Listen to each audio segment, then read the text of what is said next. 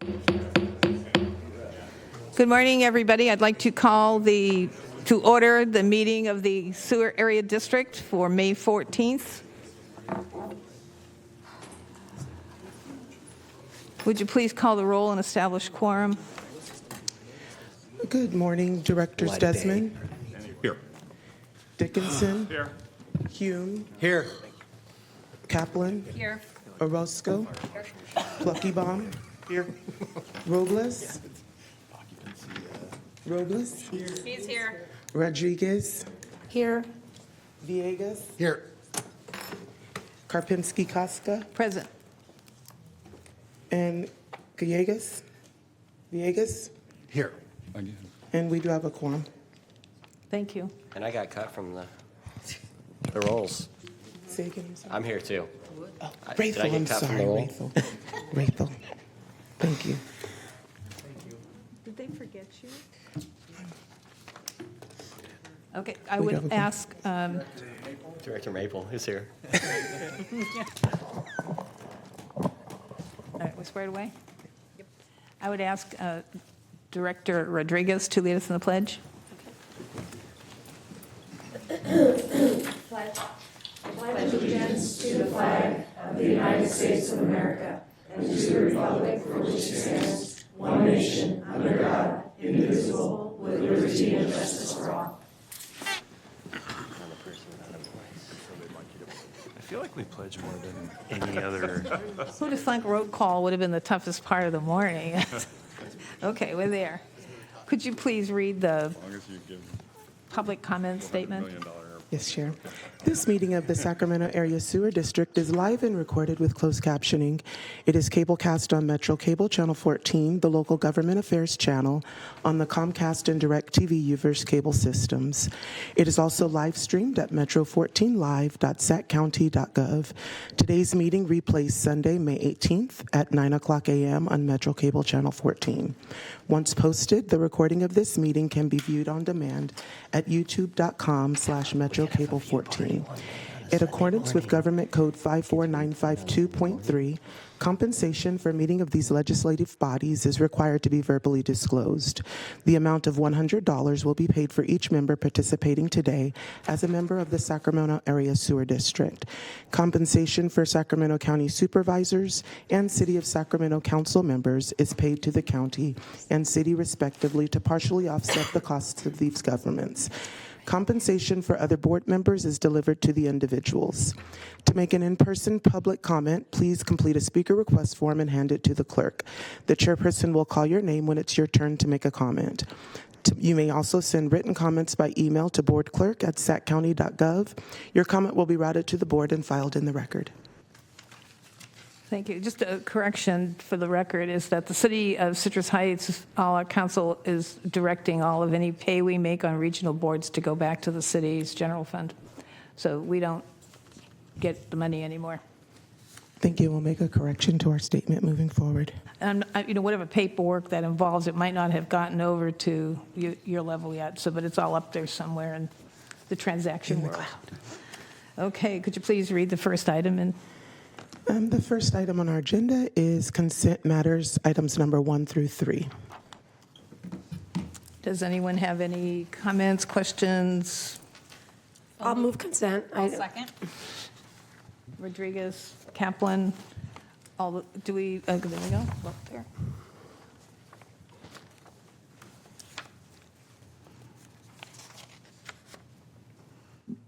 There we go. And that item does pass unanimously with those members present. Were there any comments for any of those items? We did not receive any Okay, so I kind of public comment for Popped over those. that. Item number 4 is comments from the public on issues not on the posted agenda. Do we have any? I did not receive any. Next item. Next item is number 5, miscellaneous director and district engineer matters. Good morning, Chair and board members. A few items for you. Just wanted to do a quick plug for our Walk on the Wild Side event that's coming this Saturday. It's a great family event. It's free out near the Freeport community. And we did get some good TV coverage from Good Day Sacramento yesterday. Actually, a couple of segments. Our natural resources supervisor, the bufferlands manager, Steve Scott, was interviewed, and he did a wonderful job. So hopefully you may have caught that. And in fact, if you didn't and you're interested, I can send a link out for that as well. Let's see, our next meeting will be May 28th. We will have both of the meetings in May. That's because we need to have this meeting, we're introducing our budget, and the next meeting we would be hopefully adopting it on the 28th. So we will be having a meeting on the 28th. And let's see, then I have 2 section managers to introduce. So our first one is Mike Redfern. And you don't have to do anything special, just Mike is our environmental health and safety manager on the collection side. So we have his equivalent as Deborah Celestri. He actually met previously for the treatment plant. He graduated from UC Santa Barbara in 2000 with a Bachelor of Arts in Environmental Studies. And he started with the county as a safety specialist, County Sacramento, back in 2008. Working with the Department of Personnel Services in their safety office. And he transferred over to SacSewer in 2009 and was promoted to senior safety specialist in 2020 at the start of the COVID pandemic. And obviously that was very impactful for everyone, but particularly for safety professionals. They just got a huge extra burden of COVID-related work that came through safety regulations. So that was not a fun time to be in the safety field.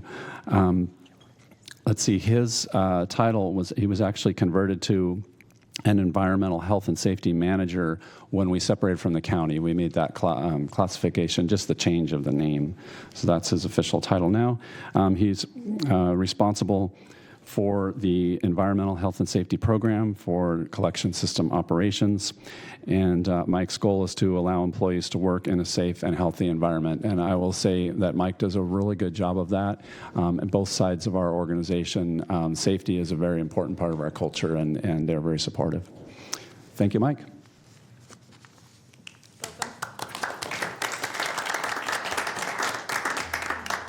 All right, our next section manager is Patrick Schroeder. And Patrick is a principal civil engineer in the collections side of our organization. He graduated from Sac State in 1993 with a civil engineering degree. And just a disclaimer, what I'm going to say next, I'm a UC Davis Aggie, so this is not my statement, but stingers up. We have a little back and forth going with those two organizations. He started with the County of Sacramento in '92, so before he even graduated, as a student intern in water resources. Then he started working in the development section at SacSewer in 1999. And he's been with County of Sacramento and SacSewer for about 33 years combined, so there's a lot of experience there. Patrick enjoys working in an organization that wants to do better for the community. It all begins working with a supportive board, district engineer, and directors who want to improve the community they work for and to believe in doing the right thing. And absolutely, Patrick definitely embodies that, doing the right thing. So thank you, Patrick.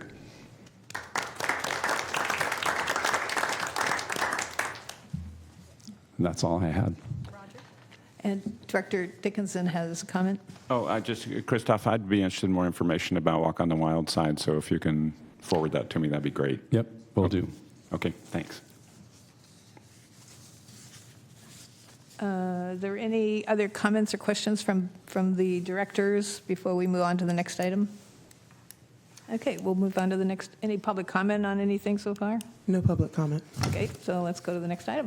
Item number 6 is a resolution of intention to lien delinquent sewer service charges and set public hearing for July 9th, 2025.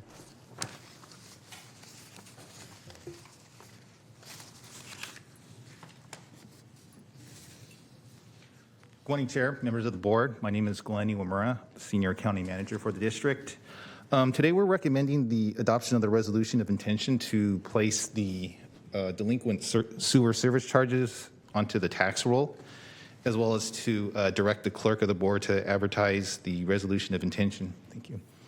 And to set a public hearing for July 9th to provide any objections for the proposed action and the amount of charges.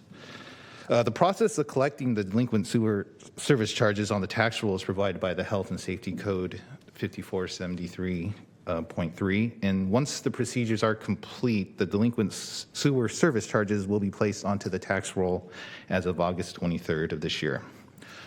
On this chart here, which is provided in your board packet, this shows the 5-year delinquent sewer service account comparison. And as of April 26th, the amount of the delinquent sewer service charges is $13.7 million, which makes up about 20,000 accounts. And typically by the time this does go to the tax roll, there's about a 30% reduction in the number of delinquent accounts. So we're probably looking at about 15,000 that will actually be going to the tax roll.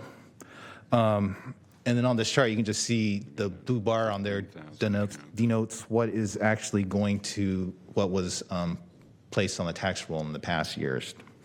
So with that, we are recommending the adoption of the resolution in order to place the delinquent service charges onto the tax roll.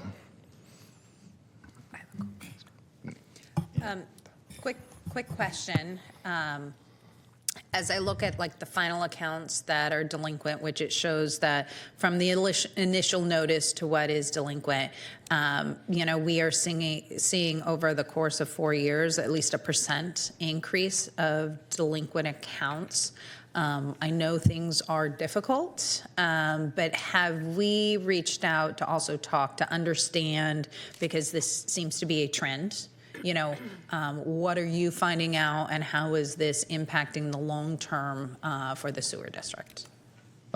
Interesting enough, before COVID, the delinquent amount was about $12 million. And when COVID hit, the actual amount of delinquent charges went down kind of against what we were projecting. And so if you look about 2024, that's probably about where it has been in the past. But yes, we're looking at 2025, and it does have that trend of going up. But I think part of it is attributed to our rate increase as well. Okay. And then are we also, when we send out a delinquent notice, letting them know about how they can join to do a low prepayment or get a break on any of the charges? You're talking about our Lifeline Rate Assistance Program. I don't know that those are connected. Do you know that, Glenn? They're not directly connected, but there's a reference. So we're doing an enhanced outreach for Lifeline itself, but it's not directly tied to the delinquencies. So that's another thing that we could certainly work with our billing people for that with Cubs. Yeah, I'm really. It would be interesting of those who are accessing and using the Lifeline sewer assistance who are actually delinquent, or if they had it, would it help them pay? Just curious of that connection. Yeah, just anecdotally, I've heard a lot of stories of people who just don't feel like paying it all, and they just pay it at the end. It's an interesting phenomenon. I hear you, but just seeing this, I think it's good to look a little deeper, and especially for those individuals who may be delinquent, it could be maybe it's a % we help. But that's a little bit more of making sure, because what it does to their finances if it goes on to the books is not something that helps anybody. Perfect. We just we're going through this process with SMUD, who they have their own database of those who are on their rate assistance program. This is just another sort of a comparison to check and see, are we getting the delinquencies that are correlating with that as well? So we can do that. Perfect. Thank you so much. Director Orozco? Orozco, thank you. Orozco, I'm sorry. Christoph, do we charge penalties, or I'm sorry, sir, do we charge penalties for late payment or collect any type of revenue or from any of the residents? Typically, Cubs, the county utility billing system is the one that handles our billing, and then they do charge certain delinquent charges for those. When it does go to the tax roll, there is an additional 10% that gets placed onto their bill. What efforts do we employ, if any, to try to recoup the delinquent charges? I mean, for example, do we offer to waive penalties or do payment plans or anything like that so we can get that back? Typically, once it's just put on the tax roll, that's a different revenue avenue for the ratepayers to make the payment. And so I think that gives them a little bit more options on how it's paid. But they're really, I can't, think of really much of a, different avenue like a payment plan that we have for those type of payments, late fees. Madam Chair, if I could. Yeah, I would just chime in a little bit on this because I think it's been an ongoing issue for quite some time. I mean, the dollar amount, it seems to be, that's a significant amount of money. I don't know how much we spend on tracking it, but it might be better for this body to have maybe some broad categories to begin to sort of synthesize who are the folks that are either in need or additional assistance, or what can we do? Because at some point, it becomes cost prohibitive for us to continue to just sort of do the same thing and magically expect the results to be different. And I cited an example that I know in West Sacramento, historically, there's kind of a cutoff date where you have to mow your grass if you have large parcels. Well, over time, folks who figured out by not doing it, the city would simply do what they always do, which is roll it onto your tax rolls. And then they actually come out and do the mowing itself. They have these big contracts. They'll do the work itself. They place it on your tax roll, and then you pay it. Well, guess what? That was cheaper for most of the large property owners to do it that way than to actually pay your bill like everybody else has to do. And the city ultimately determined it was costing the city more money to do that. So I want to use that as an example of what this body ought to be doing, because it seems like every year there's quite a bit of folks that are not quite, and there may be a good reason, and maybe we need to be thoughtful about how we address maybe going further into this situation to try to resolve it. So. Just a couple of things. One, the delinquency fee is substantial. It's enough to cover the costs of the program to do that. So there isn't a loss of revenue there, and the vast majority of this money is all recovered. It's in arrears, so it's kind of following a year later. But a very large percentage of this is ultimately recovered by the district. Very good. Yeah. Is there an estimate of how much is residential and how much is commercial properties? The commercial accounts make up a very small amount. Okay. Probably about 2% of those charges. Okay. The last time we looked at that was in 2021, but I believe the percentage, the ratio is still about the same. Thank you. Any other questions, comments?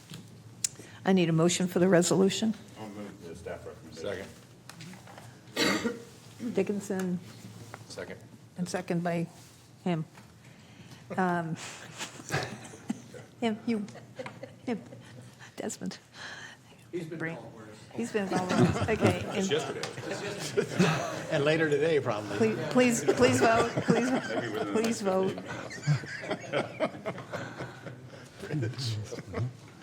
Just use the big target. Director Villegas, I'm waiting for your vote. Villegas, you got it. Villegas. Desmond, you got to vote? It's working. It's Okay. working. Oscar, that I'm guy. voting? Okay, It's that we all guy. there. Good. And that vote does pass unanimously with those members present.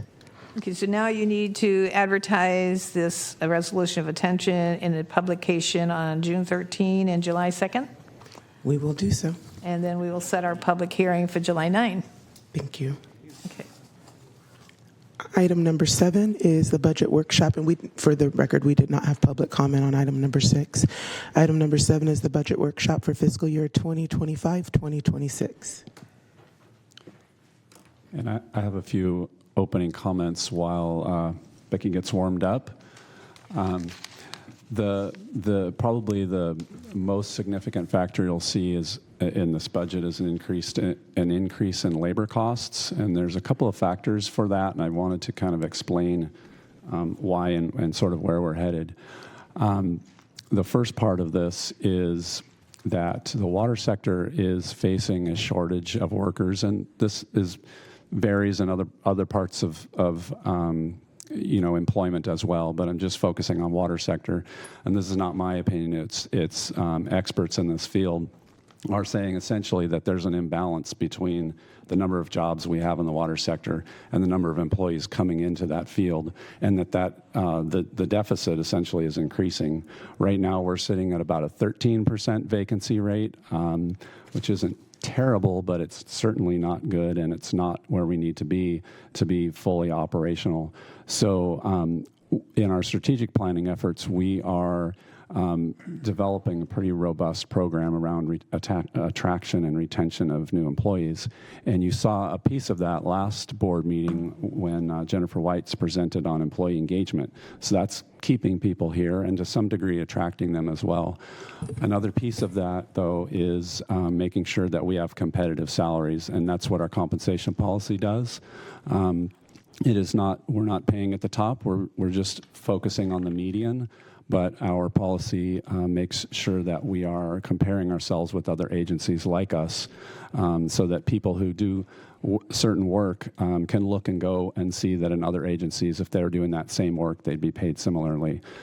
Unfortunately, we haven't been compared with those agencies in the past, so we're doing a salary study right now, again, follows the compensation policy, and we're expecting there to be some increases, some equity increases within that salary study. It's wrapping up, and so we have some additional I would say cushion in there to account for potential increases. We're also right about ready to jump into labor negotiations, and we'll have to address our unrepresented employees as well. So those factors are leading to increase in costs. The other one is that you'll see 38 new positions. Want to kind of describe that a little better. Of those 38, 20 of them were added mid-year. So we have last year's budget and we're comparing to this year's budget. But in the middle, we actually added 20 positions that your board approved. Those were not included in the budget, so we were able to absorb that. So that's 20 of them. The remaining 18, there are 10 positions we're proposing as growth positions that are really, they are entry-level field workers that currently are intermittent. We have 14 of them, and we're going to replace them with 10 full-time employees. So that's really a wash in that area. And then the remaining positions are primarily focused on a program that we haven't, I would say, not paid enough attention to in the past, and that's our interceptor program. Those interceptors are kind of coming of age now. We built many of them back in the 80s when we built the plant and pulled all the systems together. And then also we had another expansion in the 2000s. So these large pipelines are getting old or older, and they're starting to need more attention. So there's some staff focused on that. And with that, I'm going to turn it over to Becky.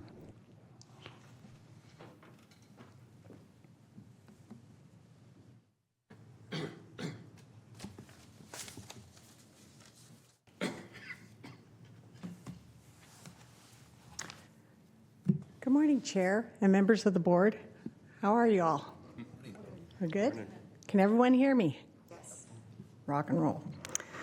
My name is Becky Schaefer. I'm the Senior Admin Analyst and the Budget Manager for the Sacramento Area Sewer District, for which I will be referring to as SacSewer for the rest of this presentation.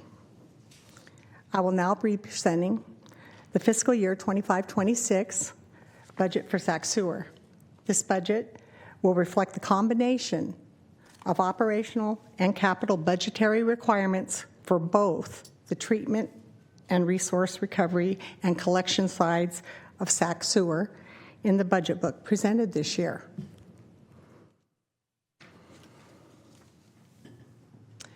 The combined recommended operating budget is approximately $338 million and reflects an increase of roughly $24 million or 7.5% over the current year's budget. Salaries and benefits and non-labor expenses are the main drivers of the increase in this year's budget, with roughly $215.6 million budgeted for treatment and resource recovery and $122.5 million for the collection system.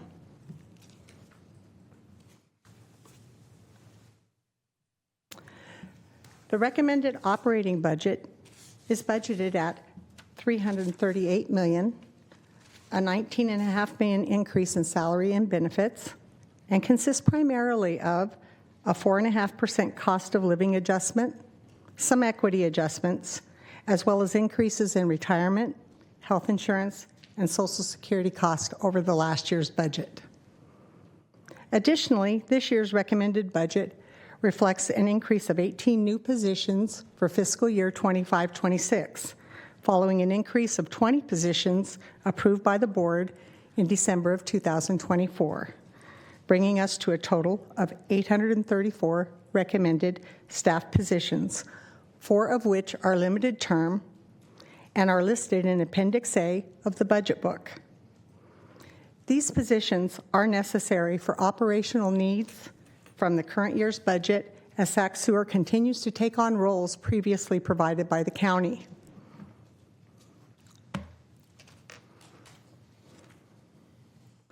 Services and supplies reflect an overall increase of roughly $4 million and consist of the following primary drivers: a $2.7 million increase in contracts for engineering, consulting, professional services, and temporary staffing, a $2 million increase in maintenance, services and supplies, and a $670,000 increase in electricity costs.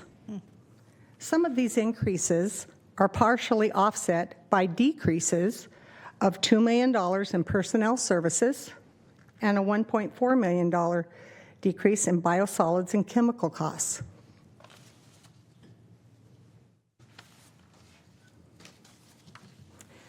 SacSewer's capital budget is approximately $538 million and reflects a decrease of roughly $24 million from the current year's budget. For treatment and resource recovery and the collection system combined, capital projects and related expenses are budgeted at $389 million. Debt service for treatment and resource recovery remains unchanged at approximately $135 million on outstanding bonds and state revolving fund loans and is expected to be approximately, excuse me, I have a little frog in my throat, approximately $14 million on outstanding revenue bonds for the collection system.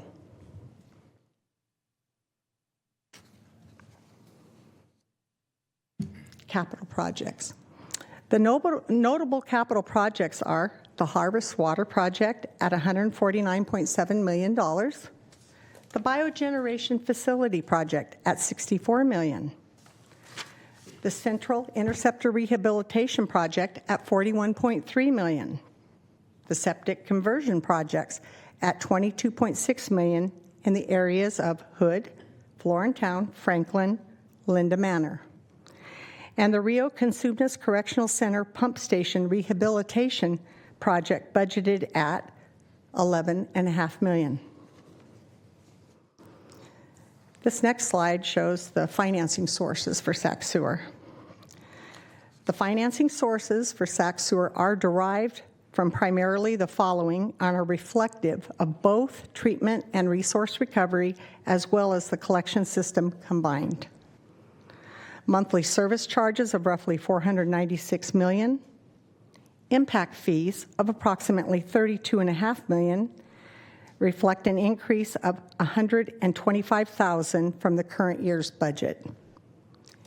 Interfund offsetting revenues between treatment and collections of approximately $34 million. Other revenue, including revenue from grants and interest income of roughly $200 million, and include grant funding for the Harvest Water Project.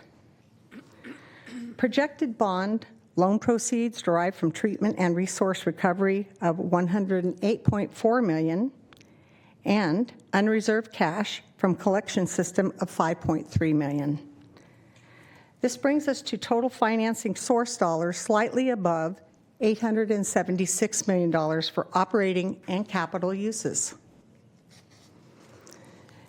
And that concludes my presentation for the fiscal year 25-26 recommended budget for this workshop. Are there any questions? Anybody have questions? Roger? Karina's first. Director Orozco. Director Orozco's first. Thank you. Just brief, we had a discussion, a pretty lengthy discussion maybe a year ago about the cost of chlorine. Where are we now with respect to the supply? Cost of what? Chlorine. There was an augment Oh, of chlorine. a lot. So have Sunny Lundy answer that. Yeah. Good morning, Board. Sunny Lundy. The cost of chlorine has stabilized more recently. Probably in 2000, 2001, and up to 2003, the cost was increasing significantly, and it wasn't chlorine. It was all chemicals really. Sodium hypochlorite, chlorine was the most significant of those. But those costs were increasing, and we were chasing our budget was chasing budgeting for those. But those have since stabilized, so we've actually been able to reduce our budget, and in addition to reducing our budget, we've also been able to have some savings in reduction of chemical cost. I know there was a desire by your board at one time to look into other avenues for sourcing and potentially creating. Those we did briefly look into those, and those came with significant regulatory requirements that we would like to avoid. Similar to having gas storage on site, we got out of those regulatory requirements, and there's concern if we were to get back into those type of regulatory requirements. So because of the cost stabilization, we were able to reduce that cost. Well, I know we were at a particular level that it like doubled or almost close to tripled the cost per unit, I should say. I don't know if it's per gallon or what. When you say it's stabilized, I mean it dropped down to where we were originally, or are we just not growing? It actually dropped. It was, I believe it was $2 and around $2 per unit, and then it increased almost to $2.85 and dropped back to like $2.15 or $2.35. So it stabilized, but it also decreased. Okay, I'm sorry. I was thinking we were somewhere in the 90 cents a gallon or a unit back in the day. Maybe 5 to 7 years ago we were. All right, and the suppliers. There was a supply issue, right? Had that recovered? There was a limited amount of suppliers, so we had to work hard to go identify additional suppliers, and we did. We identified a local supplier, I believe it's Thatcher, who's local to us, and was able to provide that chemical at a significant reduction in our cost, cheaper than most other agencies were receiving their sodium hypochlorite. Awesome. Okay, thank you. Director Dickinson. Thanks. I have a couple of questions. It was alluded to earlier, but I was curious whether the Lifeline program is reflected in the budget. I was looking through it, and I didn't see it. But did I miss it? Is it there somewhere? Oh, no, it's there. Yeah, the Lifeline. The Confluence budget is very hard to piece apart because there are different elements that are paid for different ways. But the Lifeline program, is there a specific line item for it? Not in the budget presentation, but in the budget book, it does talk about it. I was looking. I could look that up. I was looking I've got to through thumb what through it and you find it. presented, not just the slides, but if this is your budget booklet, and I didn't see it. Can you just let me know where it is? Or if you don't have it at hand, you can just let me know afterwards. I'm curious. Yeah, can do that. The second thing that I wanted to ask about is the septic conversion. And I'm curious, can you elaborate a little bit on what the nature of that is and how we're funding it? I'm going to let Mike Hewitt address that. Good morning. So, the septic to sewer conversion program, we have 4 communities that are in line right now and actually under construction. We have the Delta communities of Hood and Franklin, and we have the some more urban areas, Linden Manor and Old Thorntown. And I can't remember the dollars per se, but most of that is being grant funded. And so, and we are still actually trying to close the gap of what actually we pay for and what is grant funded. What's the grant source? The state. It's the state loan or it's a state grant that we got. Right. You know, this is a challenge in not just those communities, but in areas, for example, Robla, that is in some parts semi-rural, other parts now urbanizing. And so we've got pockets of folks that are on septic, even as new development occurs, excuse me, which is hooking up to sewer. Yeah. And I'd like to talk to you more about the ways in which we might actually go through some additional septic conversion in those areas, because it doesn't make a lot of sense to be right there around the corner, literally, with sewer and have people still down the block on septic. It doesn't seem to me. So maybe we can set up a time to talk about that. Yeah, we'd be happy to talk to you more about that. We've done a lot of research and have a lot of background knowledge on those programs and why we chose the boundaries we have and how we can maybe branch out to maybe in the future. Well, and see, that's another aspect of this, which is these tend to be not community-wide at any time. These opportunities come up on a much more limited basis geographically. But if there's potential for state funding or another source, and frankly, it might make sense to have the district absorb cost of extension of sewer over time in the greater scheme of things. I'm not asserting that, but it's a possibility. So I'd really like to explore it further. Go ahead. No, I was just going to mention we do have. I mentioned these community projects we have. Also, part of the program is the individual projects. So if we do get requests for conversions for individual property owners, we do have a grant program for that through the Confluence program. I think it's up to $20,000 we could offer depending on their income levels. So we've used the Confluence program really to leverage this. In the past, the septic conversion projects have been very challenging because they're so costly, and we didn't really have a way to pay for them. Right. But the Confluence program has created a tool for us to leverage funding. So we have individual projects that we can actually grant a significant portion of their project. And then by bringing a little bit of this Confluence money to the table, we've also been able to leverage it to get grants for those larger projects. So if you have a neighborhood or a community area, we can go after that as part of a state grant funding and leverage the Confluence funds. Or if you have little individual ones that you're aware of, we can connect with them and get them the materials, at least so they know what potentially they're eligible for. Well, okay, that's very intriguing to hear, because for most people, they can't afford financially. They're not well off necessarily. They can't afford to pay the cost of connection with the extension of the sewer line. So, finding a way to write down that cost to make it affordable obviously is in their interest, but I think it's probably also in our community interest as well. So maybe, Christoph, we can find a time to talk about this more. Thank you. Mr. Dickinson, I did find in the budget book. Oh, thank you. Yes. Yeah, I knew it was in here, but we've got 52 or 53 pages in this book. So right. If you look to page 21, okay, under the finance program, it talks about sewer lifeline rate assistance in the very first table. Oh, there it is. Okay. Yeah.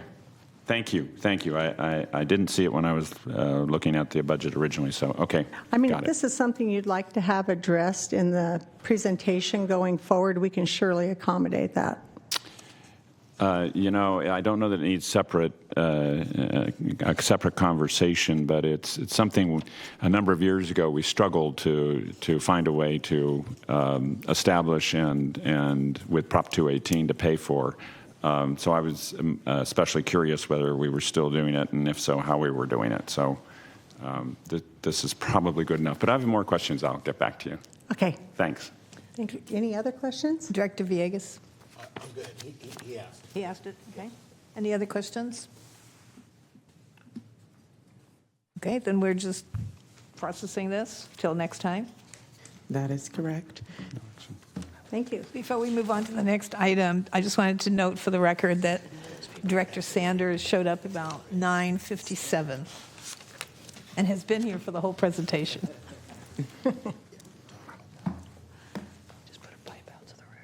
Are we ready to proceed? And then we go to the next item. Item number 8 is to establish a Delta Conveyance Project and Ad Hoc Committee. Good morning, Chair and members of the board. Mike Hewitt, Director of Policy and Planning. So we're here to recommend a board committee for the Delta Conveyance Project.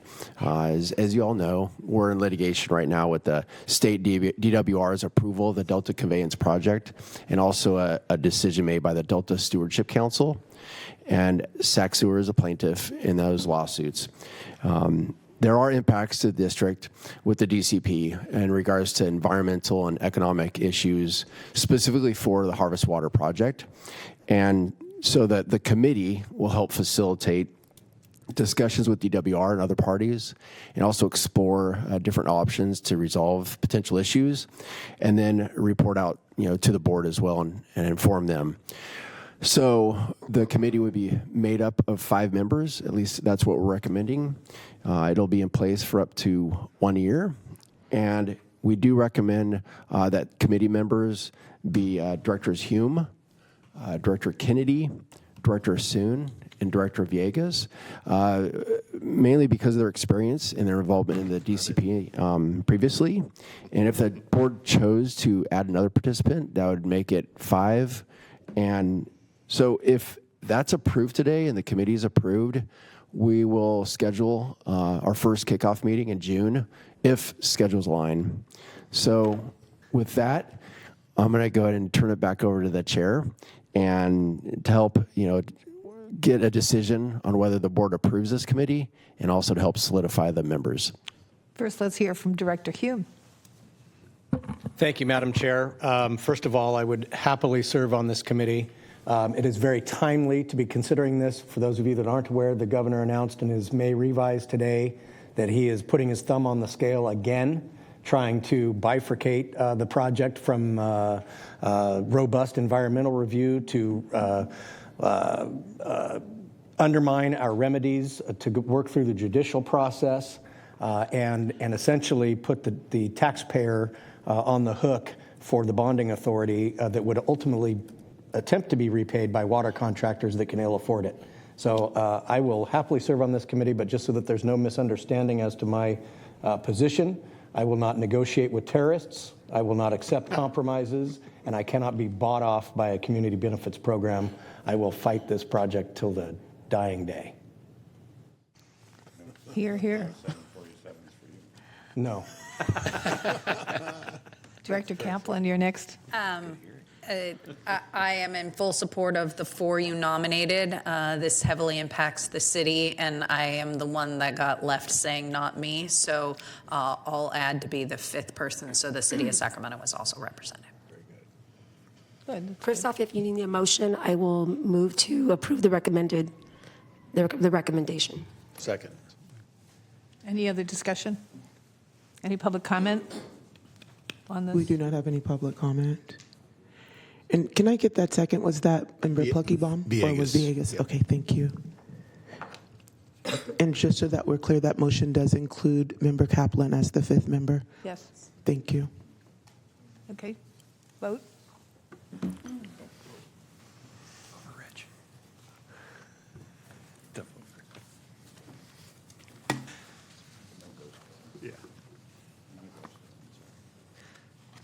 And I am waiting for a vote from, Desmond is not with us. Desmond did left. So if you don't mind, we'll take a voice vote. If you don't mind, he did not log out, so we could take a voice vote. So, Member Dickinson? Aye. Member Hume? Aye. Member Kaplan? Aye. Member Orozco? Aye. Member Pluckybaum? Aye. Braithel? Aye. Robles? Rodriguez? Aye. Sander? Aye. Villegas? Aye. And Karpinski Costa? Yes. And that does pass unanimously with those members present. Karina saved me yesterday. I almost had a Bonnie Pinnell moment. And Chair Karpinski Costa, that does conclude all of our items today. The rest on the agenda are communications to be received and filed. Okay. So we're going to adjourn the meeting. Thank you.